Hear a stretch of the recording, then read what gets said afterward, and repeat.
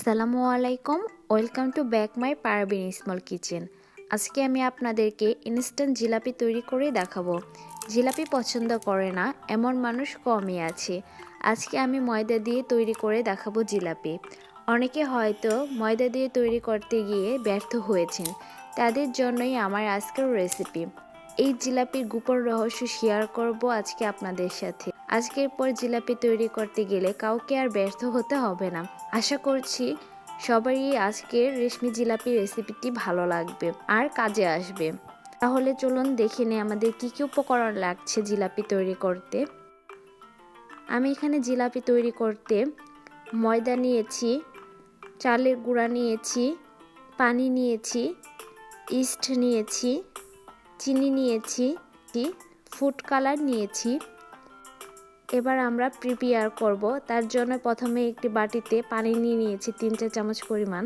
তাতে 1 চা চামচ পরিমাণ ইস্ট দিয়ে দিলাম আর হাফ চা চামচ পরিমাণ চিনি দিয়ে দিলাম। এবার খুব ভালোভাবে ইস্টটাকে পানির সাথে মিশিয়ে নিতে হবে। এবার একটা সাইডে রেখে দিতে হবে 10 মিনিটের জন্য। এবার অন্য একটি বাটিতে আমি প্রথমেই 1 কাপ ময়দা নিয়ে নিব, হাফ কাপ চালের গুঁড়া নিয়ে নিব, লবণ নিয়ে নিব চিমটি পরিমাণ। এবার সবগুলো উপকরণ একটু মিশিয়ে নিতে হবে।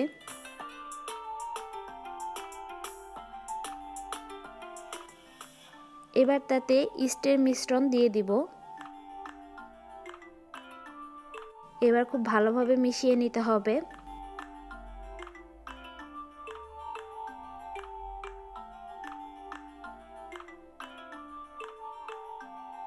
এবার একটু পানি দিয়ে নিব।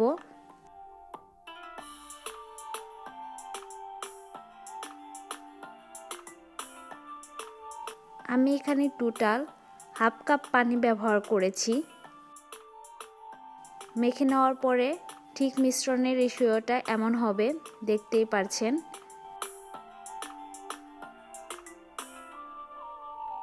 এবার একটি খালি কেচাপের বোতল নিয়ে নিয়েছি। এই মিশ্রণটা খালি কেচাপের বোতলে আমি ভরে নেব। মিশ্রণটা আমার ভরে নেওয়া হয়ে গিয়েছে। এবার জিলাপির শিরা তৈরি করব। তার জন্য আমি একটি ফ্রাই প্যানে 2 কাপ পানি নিয়ে নেব।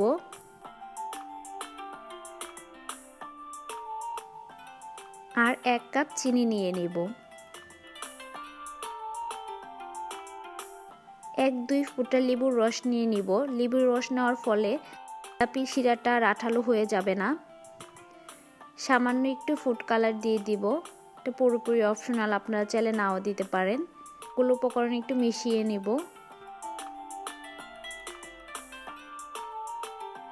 এবার 3টা এলাচ দিয়ে দিয়েছি চিরিয়ে। জিলাপির শিরাটা বেশি জাল করতে যাবেন না। এবার জিলাপি ভাজতে চলে যাব। একটি ফ্রাই প্যানে আমি তেল নিয়ে নিয়েছি পর্যাপ্ত পরিমাণ। এবার জিলাপিগুলো ভেজে নেব। দেখতেই পাচ্ছেন জিলাপি পেস্টটা আমি কিভাবে করছি, বলে বোঝানো যাবে না, আপনাদেরকে দেখেই বুঝে নিতে হবে। এবার উল্টিয়ে নিব।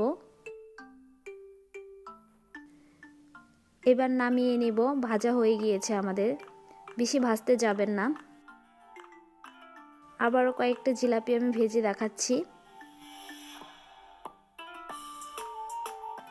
সেম ভাবে আমি সবগুলো জিলাপি বানিয়ে নিব।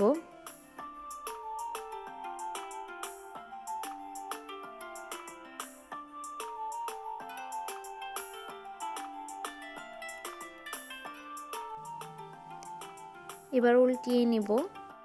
জিলাপি আমার ভাজা হয়ে গিয়েছে। এবার একটি প্লেটে নামিয়ে নিব। এবার জিলাপিগুলোকে শিরায় ভিজিয়ে দিব। গরম শিরায় জিলাপি ভিজাতে যাবেন না, তাহলে কিন্তু আর ক্রিস্পি ভাবটা থাকবে না। 2 মিনিট শিরায় রেখে দিলেই হবে, তাহলে দেখবেন খুব সুন্দরভাবে ভিজে গিয়েছে জিলাপিগুলো। এবার একটি প্লেটে আমি তুলে নিব। জিলাপির শিরা আপনারা বেশি জাল দিয়ে ঘন করতে যাবেন না, জিলাপির শিরাগুলো একটু পাতলাই থাকে।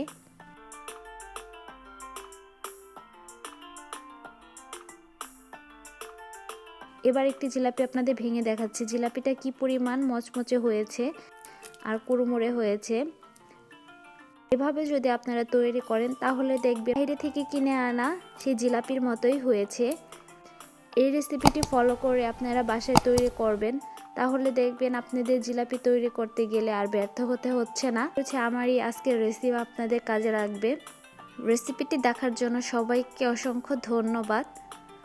রেসিপিটি যদি ভালো লাগে তাহলে অবশ্যই আমার চ্যানেলটি সাবস্ক্রাইব করবেন, পাশে থাকার বেল আইকনটি ক্লিক করে রাখবেন। তাহলে আমি পরবর্তীতে কোনো রেসিপি আপলোড করলে সাথে সাথে আপনার ফোনে নোটিফিকেশন যাবে। সবাই ভালো থাকবেন। আল্লাহ হাফেজ।